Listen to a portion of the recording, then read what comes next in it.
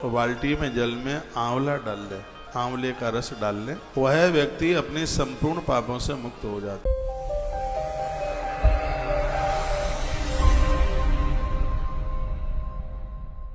गुरुदेव वशिष्ठ ने कहा, हे राजन, एकादशी का जो व्रत है इसे उपवास के करके भगवान मधुसूदन की जो उस दिन पूजा करते हैं, आंवले से जो स्नान करते हैं, आंवला एकादशी के दिन आंवला देह पर लगाकर और स्नान करने की जो महिमा है वो इस ग्रंथ में आप सुन रहे हैं।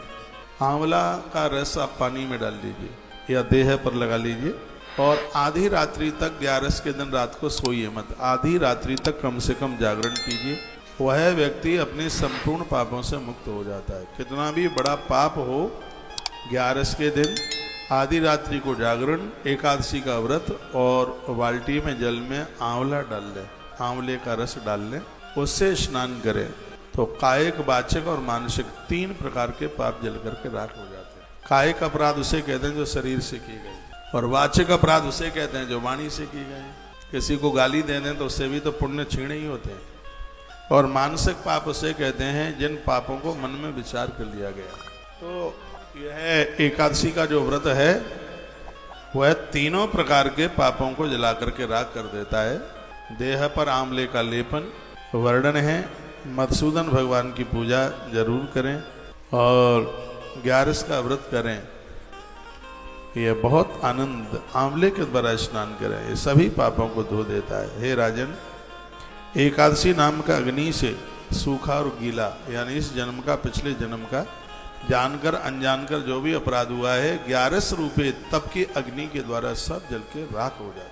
ऐसी एकादशी है। आप बड़े बड़भागी हैं कि श्रीधाम वृंदावन में आपके एकादशी का उद्यापन हुआ है। इसका मतलब है कि एकादशी मैया अति प्रसन्न है। उसकी कृपा के बिना कहाँ संभव होता है। एकादशी का उद्यापन तो वो कृपा कर दे तभी यह संभव है। एकादशी तिथि को उपवास पूर्वक व्रत जो नहीं करता, तभी तक इस शरीर में वो कष्टों को भोगता है। इसमें तो ये लिखा है, जो एकादशी को अन्न ग्रहण करते हैं ऐसे लोग रोग हो जाते हैं, बीमार हो जाते हैं।